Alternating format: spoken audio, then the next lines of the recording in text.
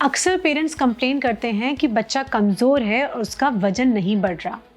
अब इस कंप्लेन के ना 3 वेरिएंट्स होते हैं। पहला तो बच्चा एक्चुअली कमज़ोर है। दूसरा कि डॉक्टर ने बोला है कि बच्चा ठीक है, बट पेरेंट्स को फिर भी एक गट फीलिंग है कि कुछ ना कुछ तो गड़बड़ है। और तीसरा कि दुनिया वालों को लगता है कि बच्चा कमज़ोर है। Hello everyone, welcome to my channel Ananta. I'm Dr. Shreya Dubey. I'm a pediatrician on a mission to help every kid reach their highest potential. In this space, you'll find a treasure trove of tips and tricks on everything from keeping your kids healthy and happy to helping them grow and thrive. Each week, we will dive into exciting topics about child health, growth, development, behavior, parenting, and a lot more. So come on board and let's raise our kids the happy way. आज हम बात करेंगे कि कैसे पता करें कि बच्चा वाकई में कमजोर है या नहीं। फर्स्ट सिनेरियो, यहाँ पे बच्चा एक्चुअली कमजोर है। यहाँ पीडियाट्रिशियन आपको बताने लग जाते हैं कि बच्चा कहीं ना कहीं ग्रोथ और डेवलपमेंट में लैग कर रहा है। बच्चे में विटामिन और मिनरल्स की डेफिशिएंसीज के सिम्टम्स आने लग जाते हैं।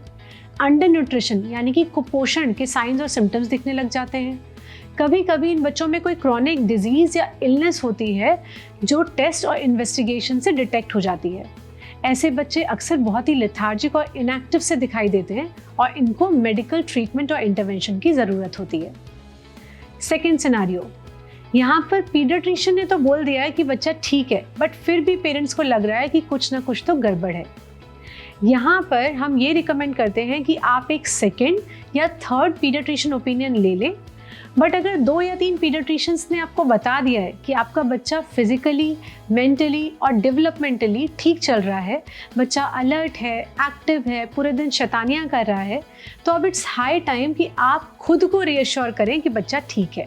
कभी कभी बच्चे लीन बॉडी टाइप के भी होते हैं, कुछ भी कर लो चबी नहीं होते, तो यहाँ फोर्स करने का कोई मतलब नहीं होता।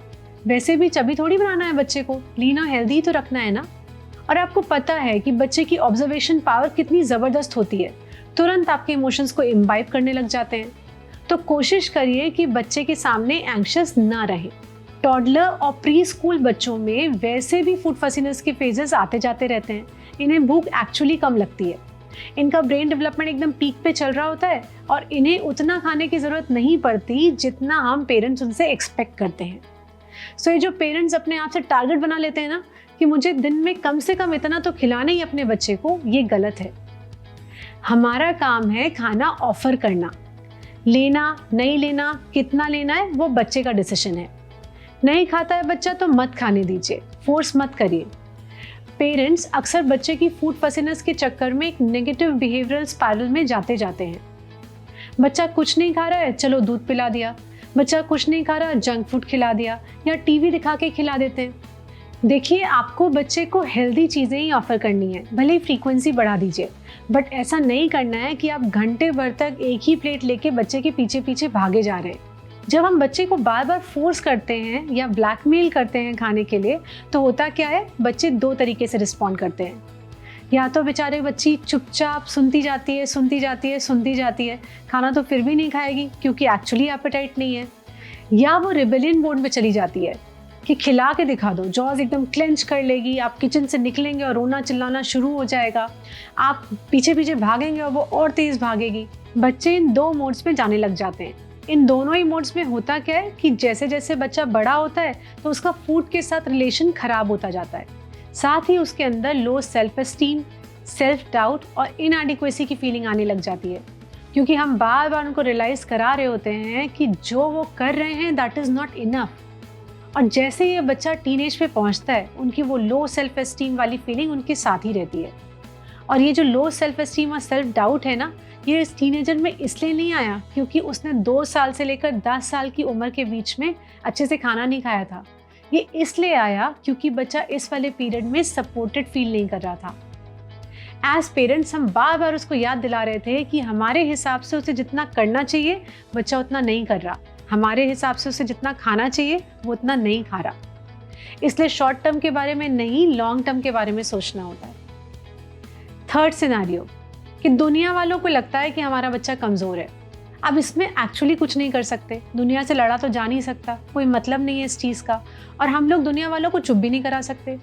तो हमें सिर्फ इस चीज़ का ध्यान रखना है कि जो बच्चे हैं ना, वो हमारे लेंसेज से ही बाहर की दुनिया को देखते हैं।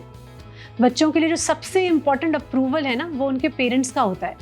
तो अगर आप उनके अराउंड कॉन्फिडेंट हैं, उनको लेके कॉन्फिडेंट हैं, तो उनको फ़र्क नहीं पड़ेगा कि बाकी की दुनिया क्या सोच रही है, वो कॉन्फिडेंट ही रहेंगे।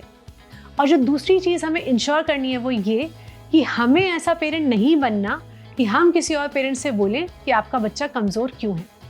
कभी कभी हमें पता नहीं चलता और हम किसी को बोल देते हैं कि आपका बच्चा तो बहुत छोटा लगता है, आप इसको कुछ खिलाते क्यों नहीं, आप इसको ऐसे खाना खिलाइए। अगर हम किसी बच्चे या उसके पेरेंट के लिए कुछ अच्छा नहीं बोल सकते तो हमें चुप रहना चाहिए। Let's be the positive change our kids want us to be. I hope this has answered some of your questions and I hope you like today's information. We'll be back next week with another topic. Please let us know in the comments below what you would like me to talk about in the upcoming videos. Also, if you like the information, please like, share and subscribe. Take care. See you next time.